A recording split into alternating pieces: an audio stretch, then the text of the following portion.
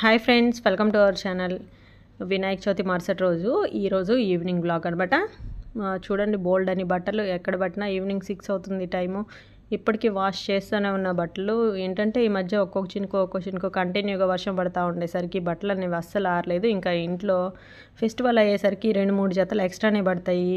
ఇలాగా చూసుకుంటే బోల్డ్ అని బట్టలు ఉన్నాయి. బెడ్షీట్లు ఇవన్నీ ఒక పక్క ఆరబెడతా, ఒక పక్క ఉతుకుతా ఉన్నా, ఇంకొక పక్క మడత పెడతా ఉన్నా. చూడండి, ఇంటి నిండా ఎక్కడ పట్టినా ఇవి వచ్చేసి చేతితో ఉతకాల్సిన బట్టలు.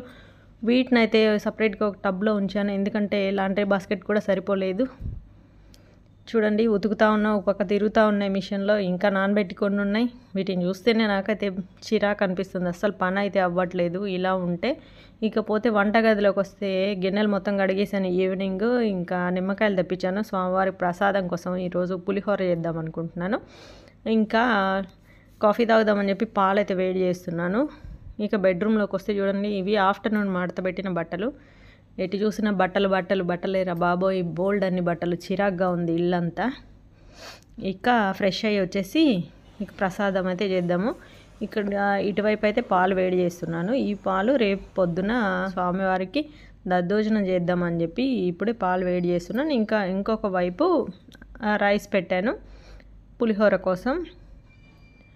ఇలా అన్నం వండేసిన తర్వాత అన్నం చల్లారేలోపు ఫస్ట్ దీపం పెట్టేసి వచ్చేద్దాం అనుకుంటున్నాను. ఇంకా అన్నం అయితే ఉడికింది. దీన్ని గంజి అయితే ఉంచేస్తున్నాను.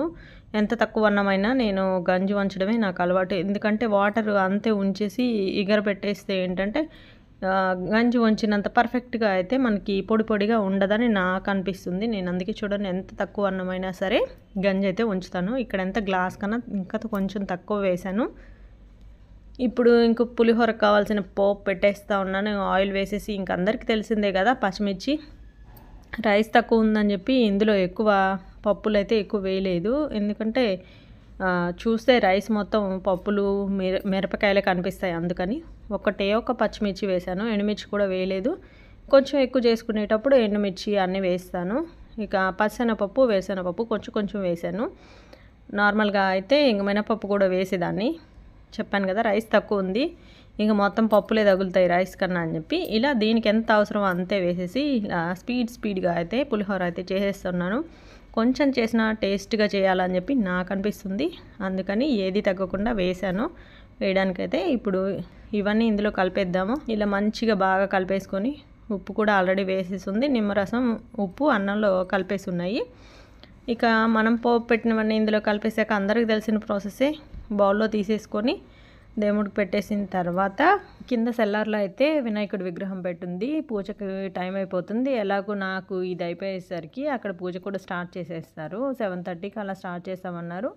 ఆ టైంకి అక్కడికి వెళ్ళిపోతే సరిపోతుంది. అక్కడ పూజ అయిపోయేంత వరకు ఉండేసి ఇక్కడ డిన్నర్ చేసేసి వచ్చేస్తాము పైకి. సరదాగా అందరం కలిసి కాసేపు అలా కూర్చొని సంవత్సరానికి ఒకసారి వినాయక చవితి అప్పుడే అపార్ట్మెంట్లో 25 ఫ్యామిలీస్ ఉన్నాయి. మొత్తం కనిపించేది, అందరూ ఒకరికొకరు ఎదురుపడేది ఈ వినాయక చవితికి అనుకుంటాను. మిగతా అప్పుడు ఏంటంటే ఎవరు హడావిడిలో వాళ్ళు, ఎవరి పనుల్లో వాళ్ళు బిజీగా ఉంటారు కాబట్టి అందరూ ఒకే చోట కలిసేది వినాయక చవితికి మాత్రమే. అందుకని అందరం కూర్చొని సరదాగా కబుర్లు చెప్పుకుంటూ టైంపాస్ చేసేస్తాము. నైట్ 11 వరకు అలా ఉండేసి ఎవరింటికి వాళ్ళు వెళ్ళిపోతాము. ఓకే ఫ్రెండ్స్, వీడియో నచ్చితే లైక్ చేయడం మర్చిపోకండి.